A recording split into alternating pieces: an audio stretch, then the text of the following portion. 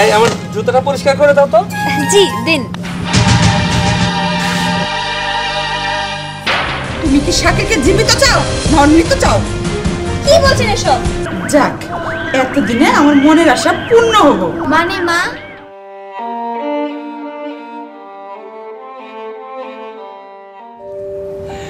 চলো মামনি, তুমি কিন্তু সাবধানে থাকবা, ঠিক আছে? আর মামার কথা শুনবা। আচ্ছা ঠিক আছে। এই না তোমার ব্যাগ। আর শোনো, টানা 1 মাসের জন্য তুমি সেই বিদেশে যাচ্ছ আমাদের একা রেখে। আচ্ছা বলো তো, তোমাকে ছাড়া কি 1 মাস আমরা থাকতে পারবো? আরে বাবা, এটা তো আমার বিজনেস ট্রিপ, এখানে তো যেতেই হবে, না গেলে বিজনেস চলবে কি করে বলো তো? বুঝতে পারছি। আচ্ছা যাই হোক, যাচ্ছ ভালো কথা, নিয়মিত খাবার খাবা আর নিজের শরীরের যত্ন নিবা, ঠিক আছে? আচ্ছা ঠিক আছে, আমি ঠিকমতো খাবার খাবো, ওষুধ খাবো, সম্পূর্ণ যত্ন নেব, ঠিক আছে? আচ্ছা বাবা, তুমি যে যাচ্ছ আমরা দুইজনে যাই এয়ারপোর্ট পর্যন্ত। মামুনি, আমি ড্রাইভারকে বলে দিয়েছি, সে আমাকে পৌঁছে দিয়ে আসবে, তোমার আর যেতে হবে না কষ্ট করে। তা ড্রাইভার কি বুঝবে? পাগলি মা আমার।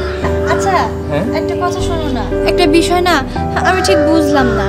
তুমি দেশের বাইরে যাচ্ছ, একবারও মা কিন্তু তোমার পাশে আসলো না, তোমাকে একটু দোয়া করে দিল না, এমন কেন করে বলো তো? আসলে সে তো আমার নিজের মা না, সৎ মা।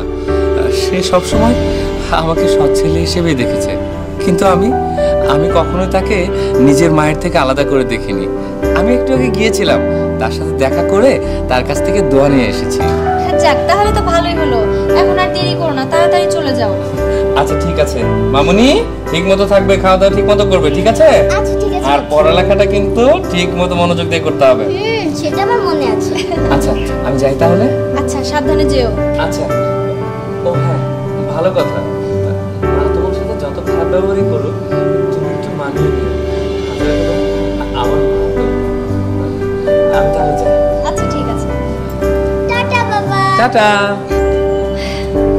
হ্যাঁ করব, তোমার মায়ের যত্ন করব। আসলে আমি একটা গরিব ঘরের মেয়ে ছিলাম, সেখান থেকে তুলে এনে আমাকে ভালোবেসে তুমি বিয়ে করেছো, আমাকে স্ত্রীর মর্যাদা দিয়েছো, এত বড় বাড়ির একটা বউ বানিয়েছো। এর চেয়ে সুখ আর আমি কোথায় পাবো? তোমার জন্য আমি সব করতে পারি, সব। বেলি, তাড়াতাড়ি ঘরে চলো, পড়তে বসতে হবে। ওকে মাম্মা, চল।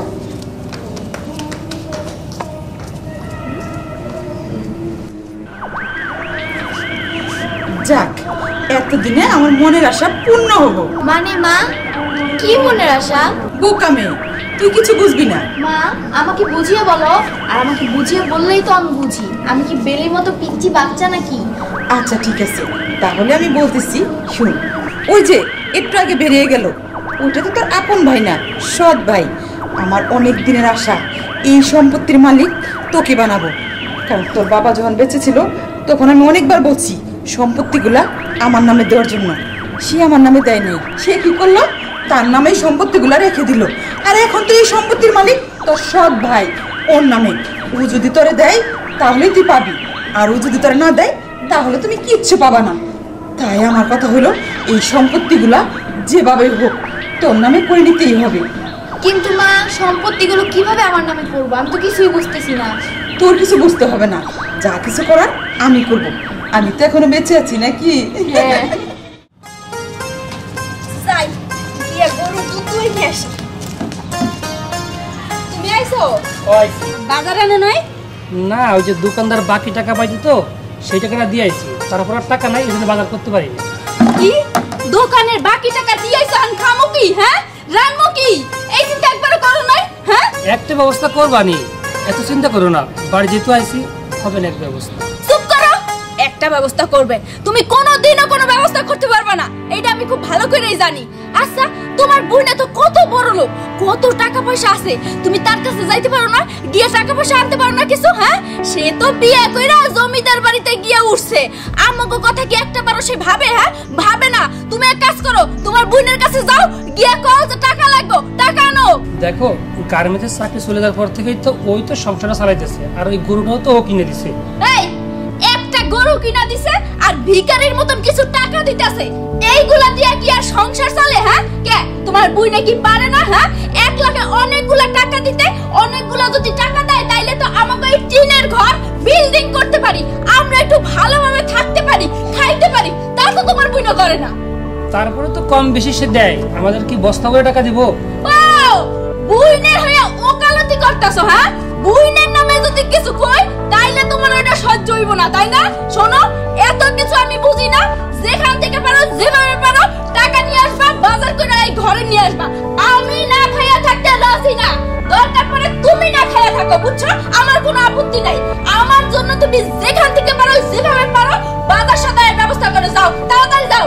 আচ্ছা যাইতেছি। আদি খেতা দেখার বাসি না। বোন থাকে রাজমহলে আর ভাই থাকে কুড়ে ঘরে। কে? আমরা কুড়ে ঘরে থাকবো কে? আমাকে কি ভালো জায়গা থাকতে মন চায় না? ভালো কিছু খাইতে মন চায় না? হ্যাঁ, বোনের কথা কিছু কইলে তাইলেই তার লাইগে যায়। হ্যাঁ, যত সব আদি খেতা দেখার বাসি না। শুন, আমি তোরে যেভাবে বলছি ঠিক ওইভাবেই কাজ করবি। যা। আচ্ছা ঠিক আছে। আরে যা। ভুল টুল হবে নাকি আবার? আরে কিচ্ছু হইব না। যা যা যা। আচ্ছা ঠিক আছে।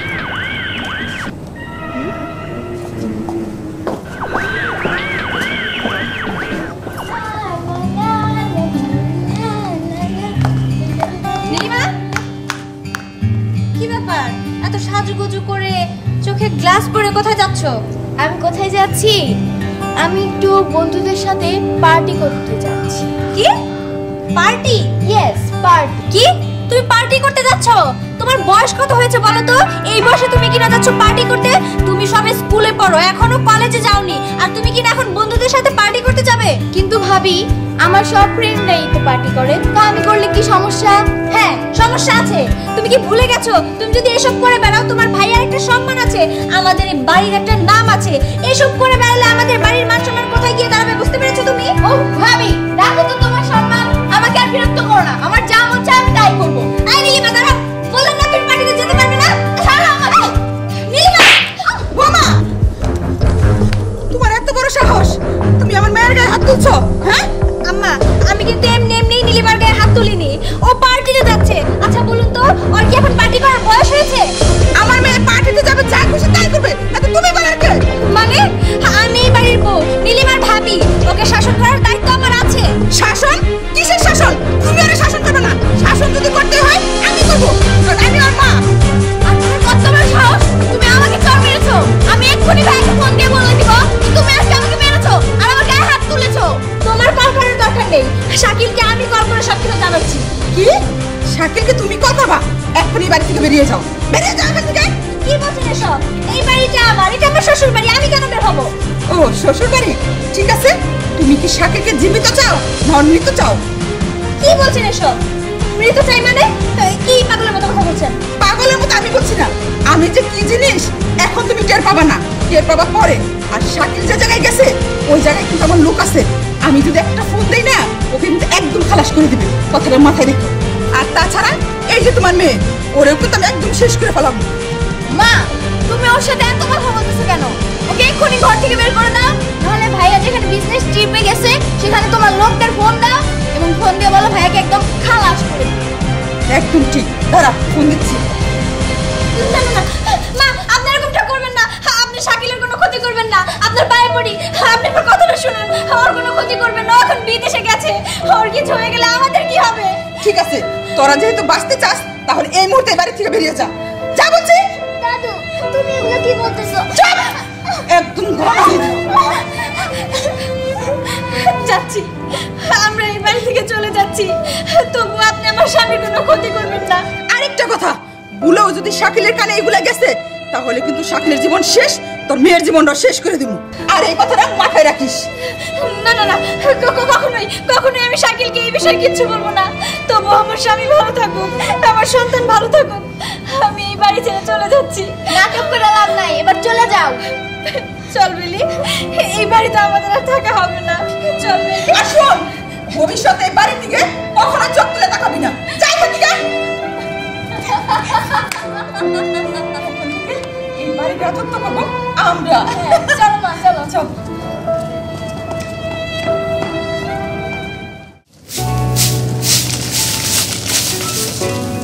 ও আইছেন বাজার নিয়া, খুব ভালো হইছে। গুতা না দিলে আর বাজার আনতে মন চায় না, তাই না? এই দিয়েছে কি এইগুলা নিয়ে আইছে? কসুর লতি, লাল কি হ্যাঁ এটা কি ভিতরে ওটা কিসের শাক মূলা শাক। মূলা শাক এইগুলো আনতে কইছে কে টাকা তো ছিল না, তাই যে খেতে থেকে উঠাই নিয়ে এসেছি। কি তুমি মানুষের খেতে থেকে মূলা শাক উঠাই নিয়ে আইছো, লাল শাক উঠাই নিয়ে আইছো, লতি নিয়ে আইছো, এইগুলা কি আমি খাই? হ্যাঁ তুমি জানো না এগুলো খাই না? কি করতাম আমি, এখন আবার তেল রান্ধো করনে বাজার করবো আমি ভালো কিছু। শালা যে কি খাবা এটা আমার খুব। আরে অথই বল, কেমন আছিস বোন? কি রে তুই কাঁদছিস কে? ভাইজান, ভাইজান আমার সর্বনাশ হয়ে গেছে। আমার শাশুড়ি আর আমার ননদ মিলে আমার ওই বাড়ি থেকে আমাদের দুইজনকে বের করে দিছে আর বলছে যেন আমি আর আমার মেয়ে কোনোদিন ওই বাড়িতে না যাই, আর যদি যাই তাহলে উনি আমার মেয়ের অনেক বড় ক্ষতি করে দিবে। কি বলতেছিস তুই? শাকিল কিছু বললো না? ভাইজান, শাকিল আর কি বলবে, ও তো দেশে নেই, ও তো দেশের বাইরে গিয়েছে, সেজন্যই তো আমার হাত পা বাঁধা, আমি কিচ্ছু করতে পারছি না। আচ্ছা ঠিক আছে, শাকিল যে কদিন না আসে বিদেশ থেকে তুই আমার বাড়িতে থাকবি। কি কই থাকবো? হ্যাঁ আমাকে বাড়িতে থাকবো? নিজের বউই তো ঠিক মতন খাওয়াইতে পারো না, আবার বোন ভাগ্নি এইগুলো আমরা গিলাম কই থেকে? হ্যাঁ এই তুমি তো লজ্জা শরম করে না? হ্যাঁ লজ্জা শরম বলতে কিচ্ছু নাই। শ্বশুর বাড়িতে যখন ছিলা তখন তো আমাকে কথা মনে করো নাই? হ্যাঁ নিজেরা ভালো মন্দ গিলছো আর আমরা নুন ভাত খাইছি, আমরা তো ভালো মন্দ খাইতে পারি নাই। এখন যাই শ্বশুর বাড়ি থেকে বাইর করে দিছে, এখন আইছো ভাইয়ের কাছে। হ্যাঁ ভাইয়ের কথা মনে পড়ছে, এই তো বাইরে কইতাছি আই সরি আই এই নাই তো লজ্জা করে নাই? লজ্জা করে না? ভাবি, তুমি কি সবকিছু ভুলে গেলে? আমি তো তোমাকে অনেকবারই টাকা পাঠিয়েছি, আসলে ওইটা আমার শ্বশুর বাড়ি, শ্বশুর বাড়ি থেকে তো আর বাপের বাড়ি এত টাকা পাঠানো যায় না। আমি যতটুকু পেরেছি তোমাদের টাকা দিয়ে হেল্প করেছি। খোটা দিতে আসোস? এই খোটা দিতে আসোস? হ্যাঁ কি দিছস তুই? কি দিছস?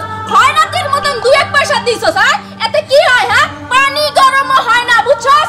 বহুত কষ্ট করছি আর কষ্ট করতে রাজি না, আমরা ঠিক মতন খাইতে পারি না, তোকে খাওয়াবো কই থেকে? বাইরে কইতাছি এই যে বাইরে বাইরে কি করতেছো? এই চুপ করো, একদম কথা কব না। যদি একটা কথা কিছু না তোমার বুইনের লাগ লাগ তোমারও বাইর করে দেব, আর ভুইলা যাইও না এই বাড়িটা হইছে আমার বাপের, বুঝছো? এই আপন যত সব ভাই কাছে আইছে। হ্যাঁ ভাই কাছে আইছে থাকার জন্য না, যত সব। এখন চুপ করবা তুমি? এই চলো ঘরে চলো, এই যে কসুল লতিয়া তোমার সাবধান দিলাম, চলো চলো হইতা।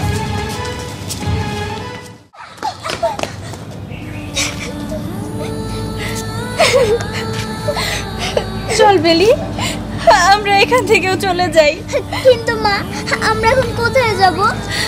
জানি না, আল্লাহ আমাদের ভাগ্যে যা রেখেছে আমাদের সাথে ঠিক তাই হবে। চল।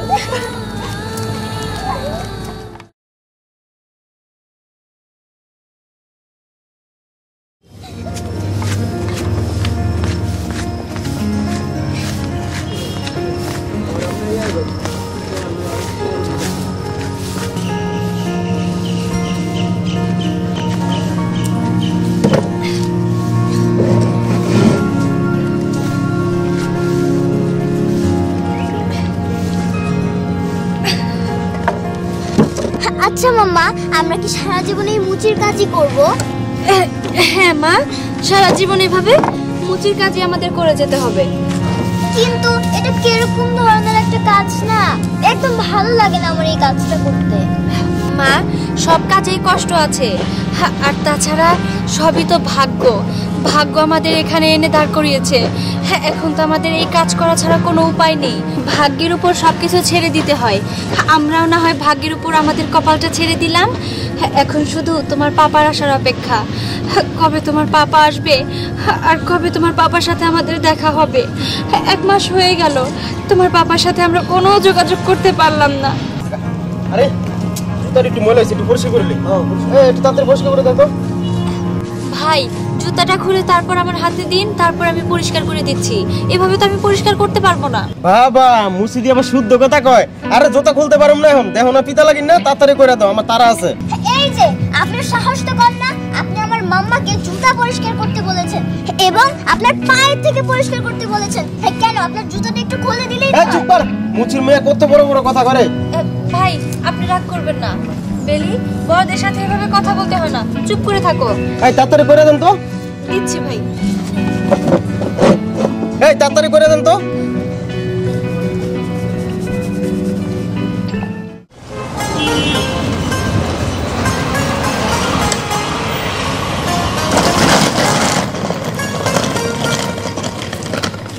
না, জুতাটা ময়লা ময়লা লাগছে। আশেপাশে তো মুচির দোকানও দেখছি না, থাকলে জুতাটা ওই তো একটা মুচির দোকান, যাই ওখানে গিয়ে জুতাটা পরিষ্কার করিয়ে নি। এই আমার জুতাটা পরিষ্কার করে দাও তো। জি দিন।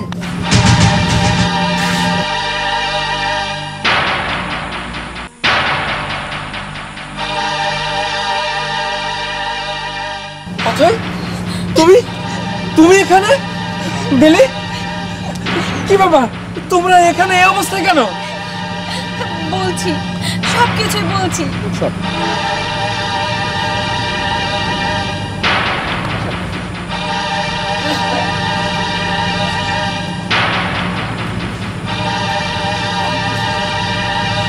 ঠিক আছে, বুঝতে পেরেছি, আমি সব বুঝতে পেরেছি। চলো চলো আমার সাথে, চলো। অথই, অথই, মা। কিরে বাবা, তুই কেমন আছিস? এই তো মা, অনেক ভালো আছি। তুমি কেমন আছো? আমিও ভালো আছি। ভাইয়া কেমন আছো? এই তো অনেক ভালো আছি। তুই কেমন আছিস? ভালো আছি।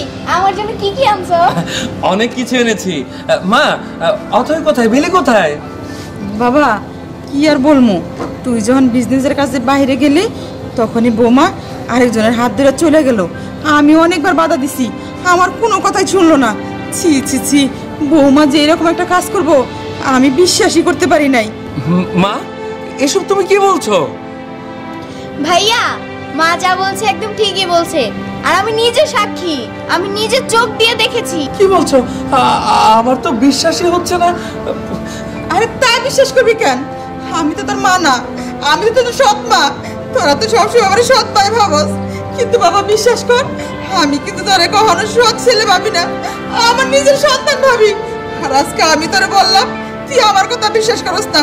ঠিক আছে, যা যা দেখ তোর বউ কই আছে, খুঁজে নিয়ে আয়, তারপরে তার কাছে জিজ্ঞেস কর আমি সত্যি কথা বলতেছি না মিথ্যা কথা বলতেছি। হ্যাঁ মা, তুমি ঠিকই বলেছো, তার কাছে আমার জানা দরকার। অথই,